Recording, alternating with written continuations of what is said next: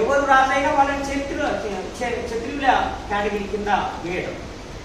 మహాత్మా జ్యోతిరావు పూలే ఏమంటాడంటే అసలు ఈ దేశంలో క్షత్రియులు అనేటువంటి లేడు అని అంటాడు బాబుసార్ మహాత్మా జ్యోతిరావు పూలే.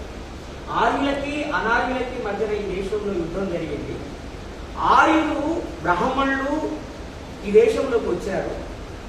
మనకి మన చరిత్రకారులు చెప్పినట్టుగా ఆర్య తెగ ఈ దేశంలోకి ఎంటర్ అయ్యేటప్పటికే వాళ్ళలో గుజారి వర్గం ఉన్నది. ఆ ఆర్యులని రక్షించడానికి యుద్ధం చేసే ఒక క్షత్రియ తెగ ఉన్నది. వాళ్ళకి ఆహారాన్ని మిగతా వాటిని సప్లై చేయడానికి పోషణ చేయడానికి పోషకులుగా వైశ్య వర్గం అనేది ఉన్నది. ఇండియాలోకి రావడానికన్నా ముందే వాళ్ళ దగ్గర 3 వర్ణాలు ఉన్నాయి. ఇండియాకు వచ్చిన తర్వాత ఓడిపోయిన వాళ్ళని శూద్రవర్ణంగా మార్చి 4వ వర్ణాన్ని తయారు చేసిందనేది ఒక చరిత్రకారుల అభిప్రాయం. అది నిజమా అబద్ధం అనే సంగతి పక్కకు పెట్టారు. మహాత్మా జ్యోతిరావు పూలే ఏమంటాడంటే అసలు వచ్చిన వాళ్ళందరూ ఆర్యులు, వాళ్ళందరూ బ్రాహ్మణులు, వాళ్ళలో క్షత్రియులు అనే వాళ్ళు ఎవరూ లేరు.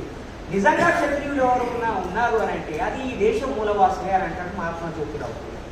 క్షేత్రము నుండి వచ్చినది క్షత్రియము, క్షాత్రము అని కాదు, క్షేత్రం నుండి వచ్చినది. క్షేత్రం అంటే ఏమిటి? వ్యవసాయ క్షేత్రము. వ్యవసాయ నాగరికతను నిర్మించినటువంటి ఈ మూలవాసులని ఆర్యులు అనేక పద్ధతుల ద్వారా ఓడించి తమ రాజ్యాన్ని స్వాధీనం చేసుకున్నారు తప్ప నిజంగా ఆర్యుల్లో క్షత్రియులు ఎవరు లేరు అని చెప్పారు.